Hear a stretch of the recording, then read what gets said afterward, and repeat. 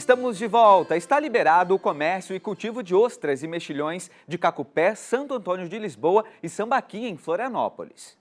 A desinterdição dos cultivos de moluscos dessas áreas aconteceu após 2 laudos negativos demonstrando que os produtos estão aptos ao consumo. Desde a última quinta-feira, algumas áreas de cultivos de moluscos bivalves vêm sendo interditadas devido à presença de uma toxina diarreica, acima dos limites permitidos. Quando consumida por seres humanos, essa substância pode ocasionar náuseas, dores abdominais, vômitos e até diarreia. Permanecem interditadas com proibição da retirada e da comercialização de ostras, mexilhões, vieiras e berbigões as localidades de Barra do Aririú, em Palhoça, Ponta de Baixa, em São José, Freguesia do Ribeirão e Costeira do Ribeirão, em Florianópolis, e Fazenda da Armação, no município de Governador Celso Ramos.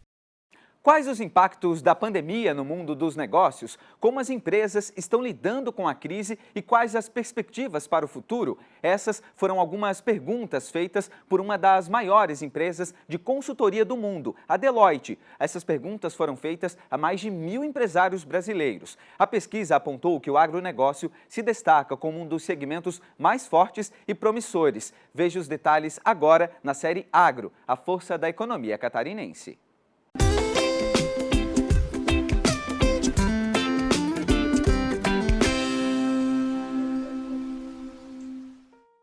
A pesquisa foi feita com mais de 1.000 executivos de 662 empresas brasileiras, representando 32 segmentos.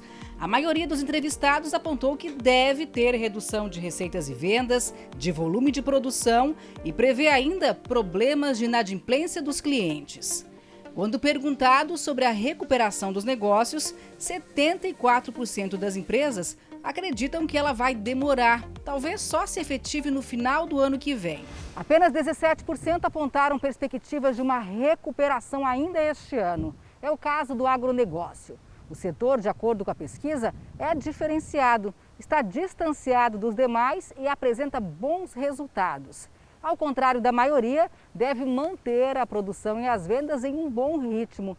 É o setor que está movimentando a economia brasileira. Porém, mesmo que o setor esteja em posição de destaque, é preciso planejar o pós-crise. A pesquisa da Deloitte apontou que 60% das empresas acham que é necessário mudar o modelo de trabalho, a cultura organizacional. No agronegócio, a sucessão familiar é uma prática muito comum e, segundo os especialistas, precisa ser bem feita para garantir eficiência e profissionalismo na condução dos negócios. Esse termo sucessão ele deve sempre estar na pauta do produtor rural, deve sempre estar na pauta das empresas do setor, com o propósito de não apenas garantir a sucessão e garantir a continuidade do conhecimento, mas já trazer, talvez os mais jovens aí junto dos seus líderes, para contribuir com essa visão de tecnologia, contribuir com essa visão das ferramentas, sensores e plataformas que, sem dúvida alguma, vão permitir que o setor do agronegócio seja ainda mais eficiente e ainda mais rentável. A pesquisa mostrou também que a governança da crise, análise da cadeia de suprimentos, garantindo a continuidade de produção, gestão de pessoas com foco no cuidado e atenção aos trabalhadores, acompanhamento de caixa e investimentos em tecnologia estão entre os fatores que devem ser tratados com prioridade pelas empresas para a recuperação pós-pandemia. Para os especialistas, a crise gera oportunidades e é preciso estar atento aos sinais do mercado. Nos momentos mais difíceis é que nós conseguimos nos diferenciar e nos destacar. Acaba-se sendo um momento para tomar decisões, antecipar decisões e investimentos que poderiam ser feitos no segundo momento e que, porventura, poderia ser tarde demais. É o que vem fazendo o setor do agronegócio, que segue na contramão da crise e é a esperança de dias melhores na economia brasileira. Se não fosse o agronegócio, o PIB brasileiro esse ano poderia ser muito mais negativo, como todos nós sabemos, e não tenho dúvida que se o setor conseguir, de fato, refletir sobre esse momento, sobre as oportunidades que existem, a mudança dos hábitos alimentares, da questão da segurança alimentar, a questão sanitária, todos esses itens sendo colocados no ponto de desafio e oportunidade. Eu não tenho dúvida que o agronegócio vai tomar um papel cada vez mais importante no cenário internacional. O brasileiro já não tem dúvida, é um setor um dos mais importantes, talvez o mais importante. E agora chegou o momento de receita aqui no ND Agro. Carne de marreco é o recheio de um saboroso pastel que ainda tem como acompanhamento o purê de maçã, um jeito saboroso de oferecer a gastronomia alemã aqui do nosso estado. Em terra com descendência alemã, tem uma carne que não pode faltar na gastronomia, o marreco. E pastel de marreco, já comeu? Pastel de marreco não. A Elisângela é filha da Márcia e trabalham juntas dispostas a promover novos sabores na cozinha.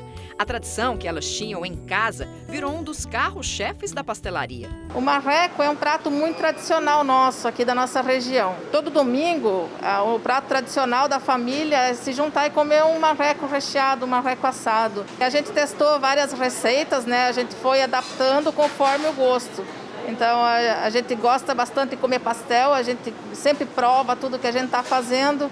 E quando a gente chegou na receita, a gente falou, não, agora é a receita certa. Em média, são 423 pastéis de marreco vendidos todo mês. E atrás de tanta preferência, tem a dona da receita especial.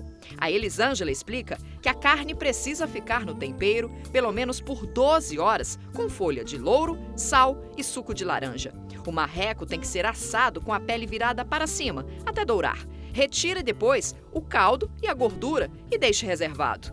Quando o peito do marreco esfriar, retire a pele, fatie a carne e leve para a panela, com pimenta jamaica e cebola a gosto e o caldo reservado. O marreco chega a desmanchar. Ela é simples, mas também não é, porque ela tem que ficar o marreco temperado de um dia para o outro. A gente deixa ele temperado. Outro dia ele vai para o forno a mais de 1 hora, no mínimo, para ele ficar bem crocante. A pele dele tem que ficar bem crocante, né, para dar o gostinho do marreco. Se não conseguir assar ele bem, assim, aquela cor bem marronzinha mesmo, ele não fica aquele gosto bom do marreco. E aí depois disso ele é cortado, né, cortado tudo em cubinhos, ele volta mais uma vez para a panela com especiarias. Aí para dar o ponto dele, para ele desmanchar, para conseguir fazer o pastel. E para agradar ainda mais o paladar, a carne recebe um toque adocicado de um purê de maçã. Leve ao fogo 1 quilo de maçãs cortadas em cubos, com meia colher de sopa de gengibre, cravo a gosto, uma pitada de canela, 30 ml de limão e 300 gramas de açúcar. Deixe ferver por 5 minutos. Quando a maçã cozinhar, acrescente aos poucos uma mistura feita com 30 gramas de amido de milho e 45 gramas de açúcar, até ficar cremoso. Sozinho ele não vai, ele sempre tem que ter um acompanhamento. Montar o pastel exige só boas porções de purê e marreco para promover uma explosão de sabores. 4 minutos no óleo bem quente e pronto. Aqui em Joinville, essa pastelaria familiar tem 35 anos. E o segredo do famoso pastel começa pela massa. Ela é produzida aqui mesmo. E olha, aqueles que ainda não se arriscaram a provar o pastel de marreco, quando ele chega na mesa, não tem erro. É sucesso garantido.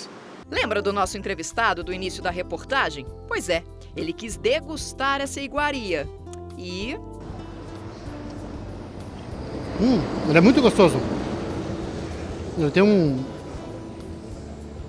gosto meio adocicado. Acho que o acompanhamento com a carne de marreco, fantástico, muito gostoso.